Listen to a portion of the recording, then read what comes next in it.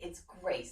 Good news. You do not have to do hundreds of crunches to get a strong core. Crunches strengthen your abs, but they're not the best way to strengthen your abs. That's what the research shows. They can be hard on your back. So if you like to do core on the floor, I'll show you some exercises that are great for that because they stabilize your core, which is really important when you're moving around. You want a stable core. And the best way really to strengthen your core once you get the core stabilized, which is what I would do if I was just starting out with you as a personal trainer and you're just getting started, to help you to build that core stability. So I can show you some exercises to do that. And then in real life, we use our core when we're standing. So we want to train our core when we're standing as much as we can when you feel ready. What in the world is the core? Is it just abs? Abs are part of the core, but the core muscles are the muscles that attach to the spine and the pelvis. So think below the collarbones, above the knees, all the way around. Lots of muscles, abs, and a lot more. So let's start with an exercise on your back that will help strengthen the muscles that you sit on. So these muscles in the back of the body, including these glutes, get lengthened when we sit over a computer or a phone. So you bring your feet as close as you can to those glutes, your butt, and then you'll feel more of your glutes and less of your hamstrings. And you engage your back muscles, so squeeze those shoulder blades together, tighten up those back muscles. You lift your hips and give those glutes a squeeze and lower. So you could hold an isometric exercise. The idea to this is getting a good squeeze or engagement of those gluteal muscles rather than trying to get your hips up as high as you can. The idea is we want strong glutes, not hips way up in the air. That's you can think, oh, that looks really good, but it's about getting some nice engagement in those glutes. And actually, a better way to work those abdominal muscles is a pelvic tilt. Very simple exercise, but it sets you up for a more challenging core on the floor. So imagine that your pelvis is a bucket of water, and you're tipping that bucket of water back and spilling that bucket of water on the floor. So you tip back, you squeeze your abdominal muscles like you're taking a punch, and you hold those abdominal muscles tight to keep that back flat on the floor. And then what you can do, so you could do repetitions of that, or you could hold an isometric exercise that really helps fatigue the muscles when you hold for several counts or for a timed amount, say 30 seconds. Then to make this more challenging, this pelvic tilt, what you can do is you can start adding movement. So adding a leg lift or a march. So do you feel how that starts to challenge those core muscles? They have to work harder to help keep that back flat on the mat. Let's take a break. So then if you needed more challenge, what you could do is tilt the pelvis, engage the abdominal muscles so they're tight.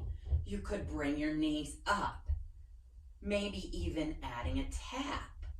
Then if you were to straighten your legs, that would add to the challenge. So that could be a place you could go if you needed more challenge. And I will actually show you an exercise that does that. It's called a dead bug.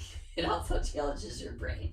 So we're going to bring those dead bug legs up. Again, we want to engage those core muscles. So tip that pelvis back, tighten up the belly.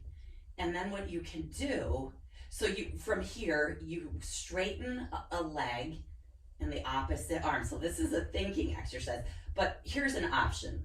You could tap while while the arm straightens, and tap. Sometimes the room gets a little small. Or, so I think I need a scoop.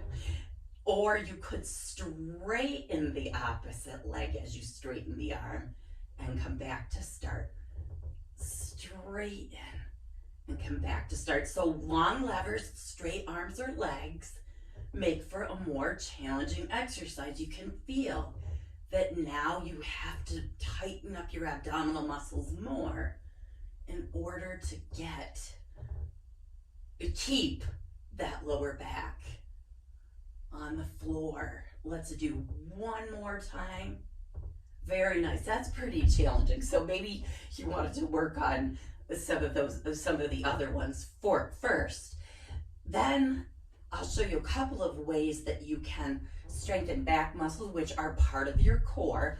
So a goal is to be able to lay flat on the floor, thumbs up, and bring those thumbs to touch and be able to keep contact with the rest of the body. So keep that back in contact with the floor rather than arching. This is a place where you could do an exercise. So think of letter I.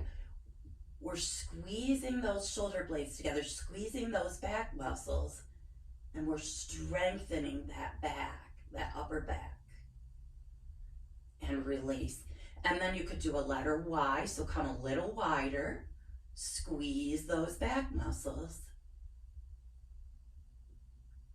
and release. How about a letter T? So we're right in line with the shoulders, and we're squeezing those shoulder blades together, and release.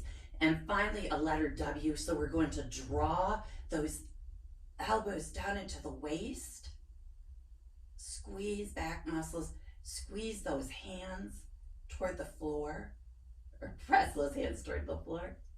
And you've done some back exercises, so more core stability. Let's come onto the belly, and we'll do some other exercises that create stability in the core. So a really great exercise for creating stability in that lower back, and a lot of us get lower back pain, is something called a bird dog. Again, those opposites, just like that dead bug.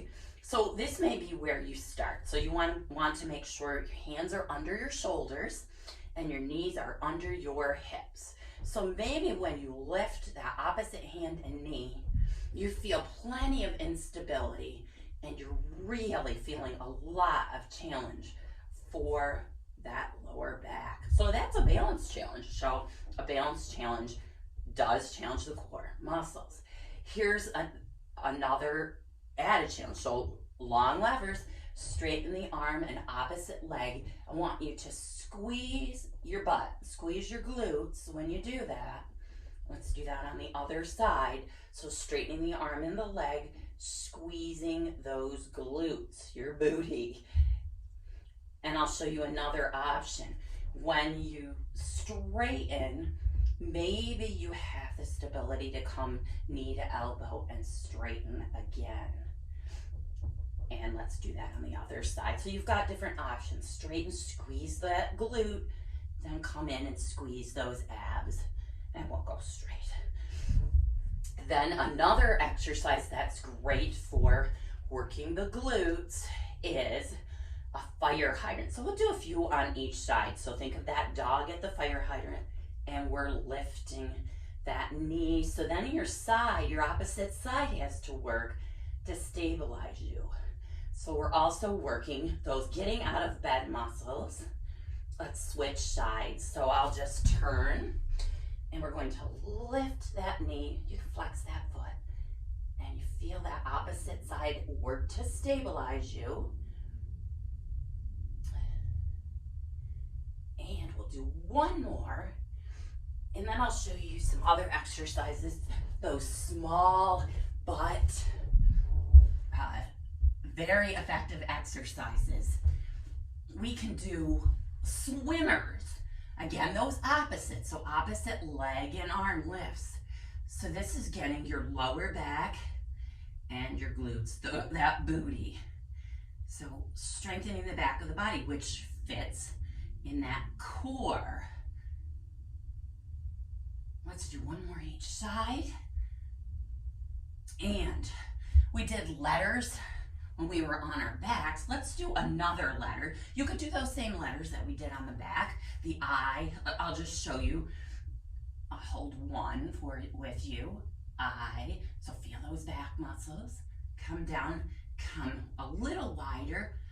Y, so we're lifting and holding. You could do repetitions, trying to unshrug those shoulders. And then maybe that T, right in line with the shoulders, squeezing those shoulder blades together.